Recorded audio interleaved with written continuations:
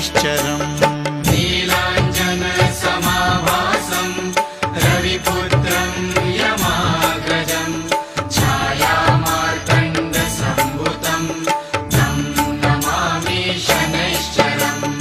नीलाञ्जनसमाभासं रविपुत्रं यमाग्रजं छायामार्तण्डसम्भूतं तं नमामि शनैश्चरम्।